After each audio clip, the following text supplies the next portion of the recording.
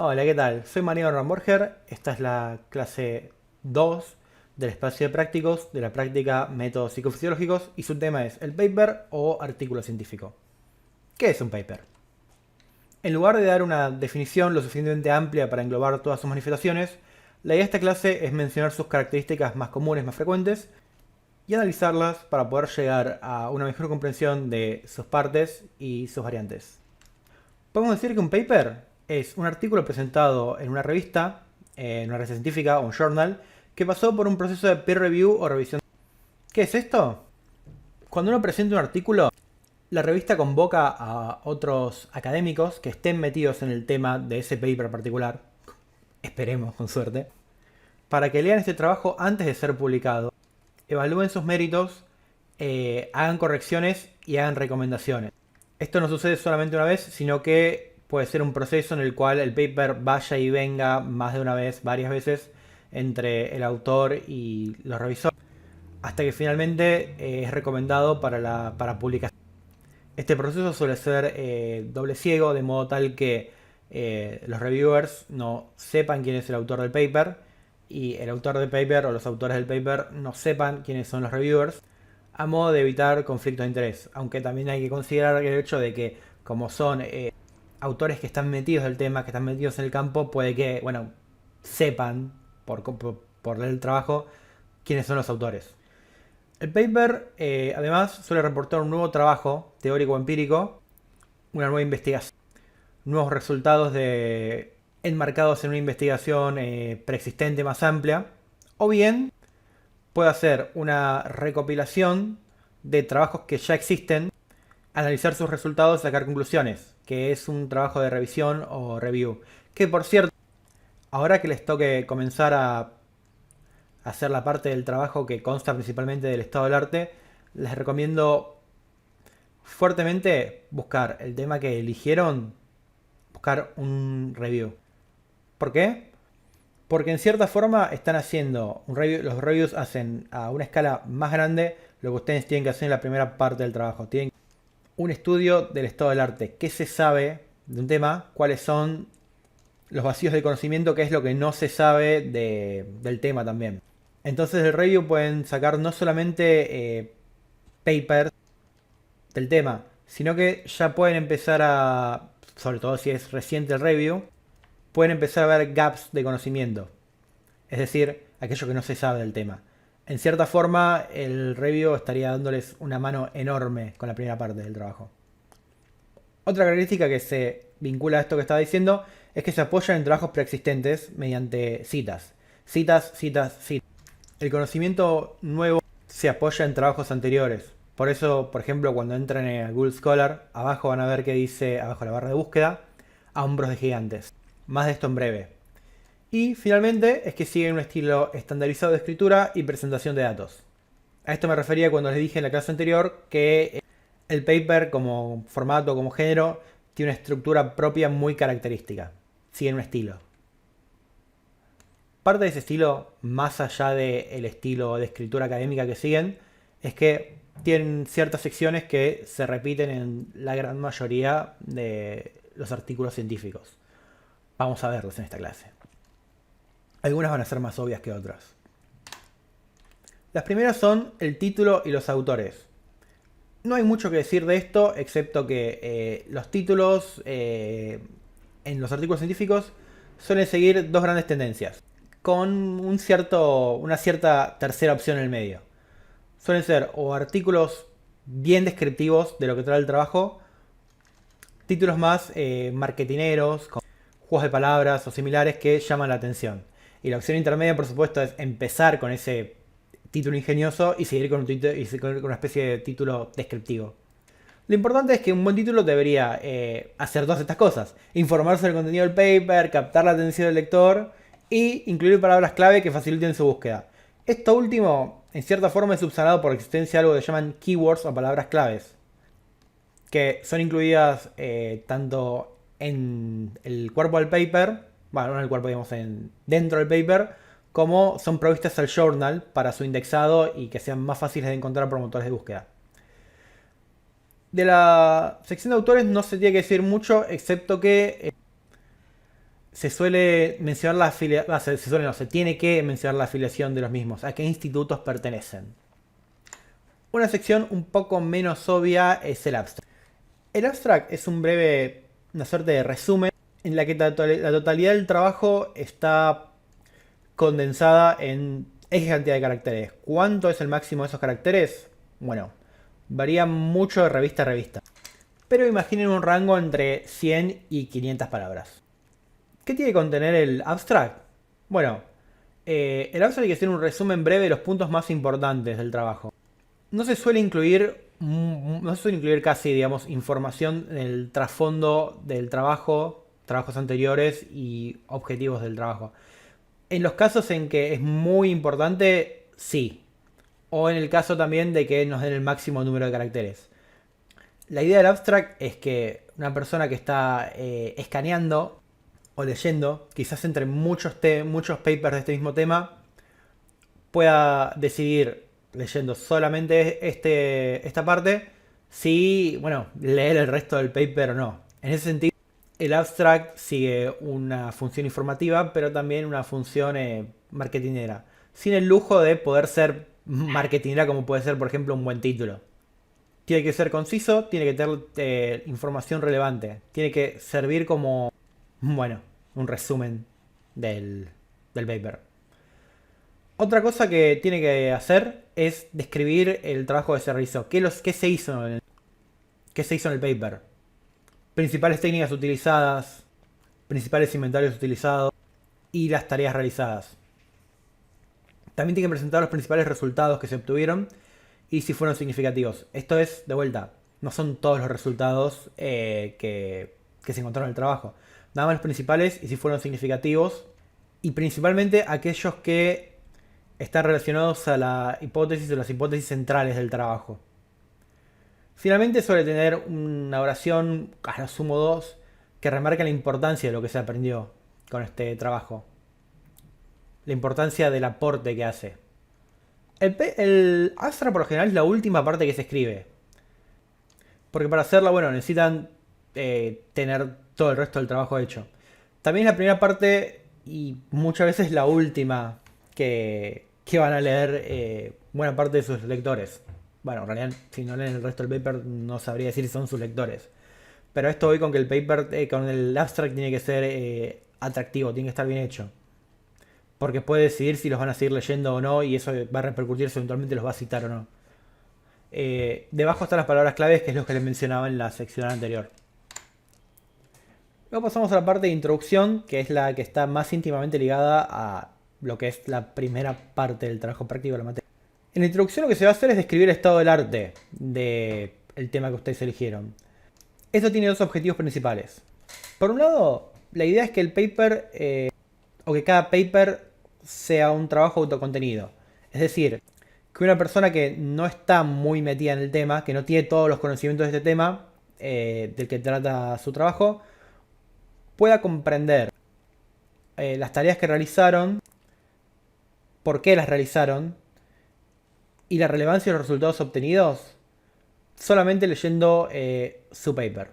Es algo que a veces, por cuestiones de espacio, o cuando se trata de temas que requieren de un conocimiento muy especializado, no siempre se llega a lograr. Pero la idea es tender a esta modalidad autocontenida. Pero fuera de eso, tiene dos grandes objetivos, que se podrían resumir en saber qué es lo que se sabe del tema y saber qué es lo que no se sabe del tema. La idea es construir una mini recopilación de trabajos anteriores sobre el tema, que vayan desde lo más general a lo más particular. ¿Qué quiere decir esto? Que si yo quiero probar, por ejemplo, la eficacia del tratamiento A para el trastorno B en la población C, probablemente comience elaborando un panorama de qué se sabe de ese trastorno, de por qué es relevante estudiarlo en esa población, qué características lo hacen de particular interés, estudios previos que se hayan hecho de ese trastorno en esa población, por ejemplo, y luego de qué se sabe del tratamiento que yo quiero probar. si hay estudios previos de ese tratamiento en esa población para ese trastorno, por ejemplo. Y si no los hay, bueno, ahí está mi vacío de conocimiento. Eso es lo que no se sabe.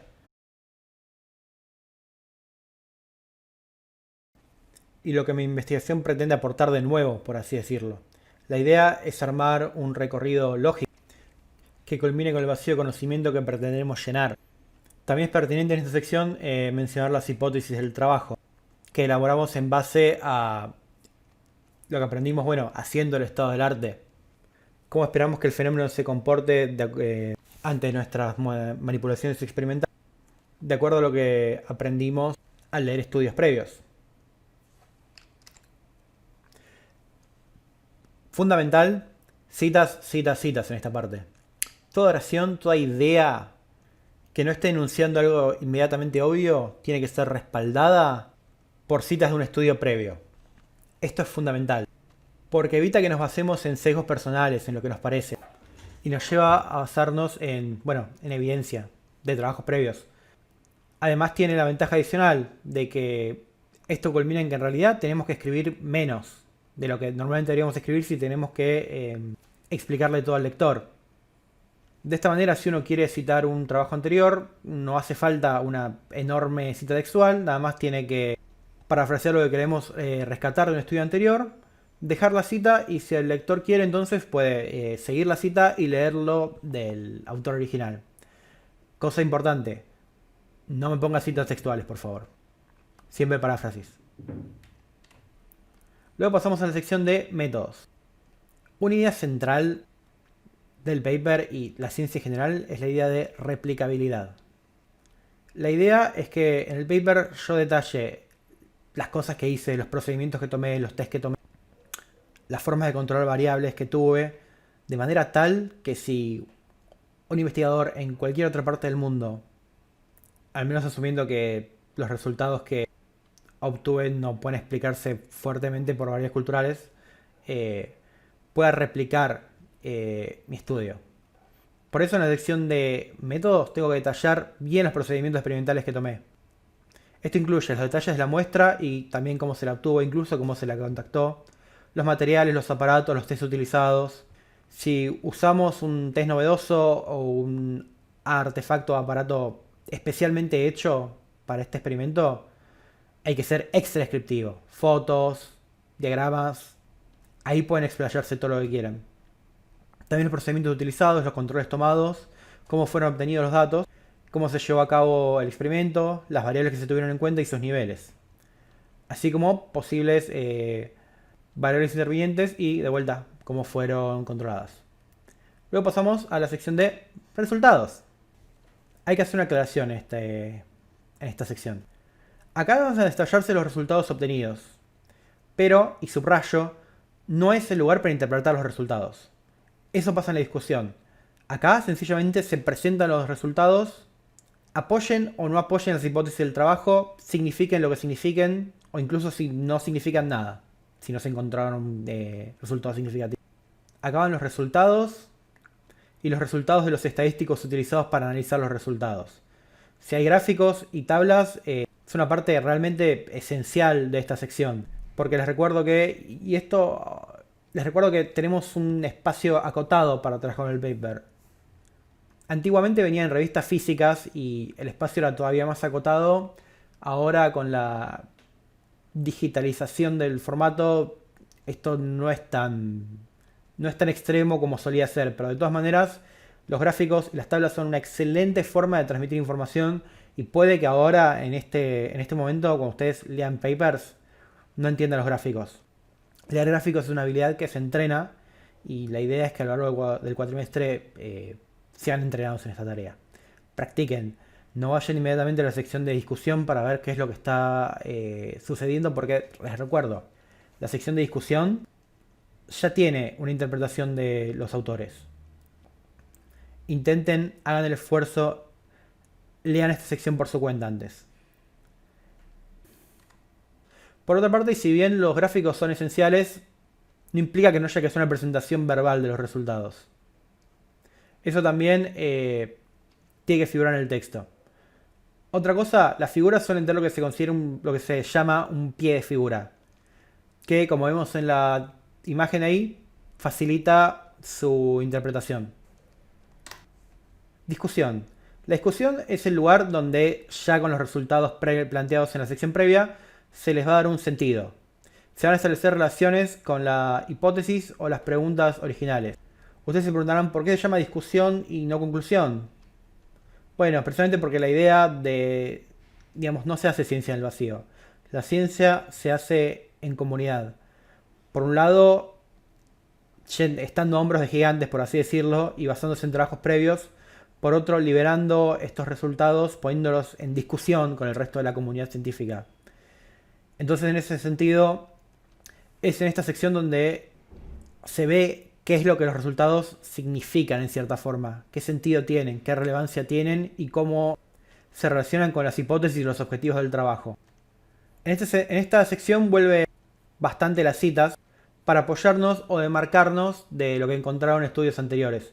Y también esta es una sección en la que se puede buscar formas de explicar los resultados que no esperábamos, enunciándolos, bueno, como hipótesis estables, es decir, como posibles investigaciones futuras. También es una sección en la que se pueden poner las limitaciones, aquellas cosas que en retrospectiva podrían haberse hecho de manera distinta o que escapaban al scope del trabajo. Y esta es una excelente sección para que ustedes lean cuando todavía no se definieron un tema, porque acá figura bien qué es lo que todavía no se sabe y que es en cierta forma digno de ser investigado en un nuevo trabajo. Finalmente está la sección de citas en la que, bueno, básicamente se citan los trabajos utilizados para hacer el paper, pero acá las citas están desarrolladas a diferencia de cómo son citadas dentro del texto, digamos. Acá la diapositiva dice que tienen hipervínculo para quienes quieren saber más. Van a tener que ir a las diapositivas para poder hacer clic en ese hipervínculo. Esto está un poco desactualizado. En el campus y la página pueden encontrar algo un poco más reciente. Pero bueno, una pregunta que ya hicieron en la primera clase fue: ¿dónde consigo papers? En esta diapositiva vamos a ver nada más Google Scholar, pero a lo largo de la cursa vamos a usar PubMed, y si ustedes quieren también, y si ustedes quieren papers en español, les conviene usar Cielo. Google Académico o Google Scholar captura el 80-90% de los papers publicados en inglés. Creo que subió esta cifra últimamente. Y bueno, también a veces levanta, por su amplio rango, levanta papers de journals predatorios. ¿Qué son journals predatorios? Bueno, ¿se acuerdan de la revisión por pares? Journals predatorios son journals que te publican prácticamente lo que sea, siempre y cuando pagues una suma por publicar. De todas maneras, estos suelen quedar sepultados porque el algoritmo de Google Scholar pone primero los papers más citados. Esta es una devolución de una búsqueda típica en Google Scholar. Está el título, los autores, parte del abstract y, a nosotros nos interesa también, estas cosas de abajo. Tiene una integración con Gmail que permite guardar papers solamente tocando la estrella. Nos dice la cantidad de citas, los artículos relacionados y las distintas versiones del paper. En realidad son toda la misma versión, son simplemente que está en distintos journals o páginas. Hay algo que le falta a esta diapositiva, que es el segundo icono, que es el de las comillas. Esto es genial, porque si ustedes necesitan la cita del paper, sencillamente pueden ir acá a las comillas y les devuelve en estilo APA, por ejemplo, pero también otros estilos, la cita ya lista para poner en su trabajo. Pero bueno, supongamos que yo quiero bajar este paper. Bueno, entro y me tira el abstract. Lo leo, me interesa. Voy a full text, ¿no? Para bajarlo. Pero sale $35.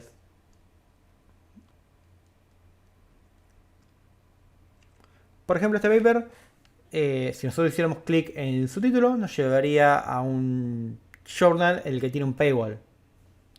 Pero ven que a la derecha la mayoría de los papers tienen, bueno, cuando está el círculo rojo, PDF y el journal o página en donde se encuentra el PDF para descargar. Sencillamente con hacer clic ahí, tenemos el paper. Paper que, si fuéramos al título principal, al título que sale, digamos, nos pediría que abonemos $35. Solución 2. Pedir el paper a los autores. La mayoría de los, no, prácticamente todos los papers tienen información sobre cómo contactar a los autores. Y los autores en realidad, bueno, naturalmente quiere que lean sus trabajos. Y en ese sentido, si ustedes le dicen que leyeron el abstract y tienen interés en su trabajo, y si se los podrían facilitar, bueno, seguramente se los envíen, porque de vuelta, es recompensante para un académico que alguien lea su trabajo. Y eso aparte puede llevar a que lo citen, con lo cual gana más relevancia. Existen otras opciones además de esto. Pero como se nos está yendo mucho el tiempo del video, pueden consultarlas en la otra presentación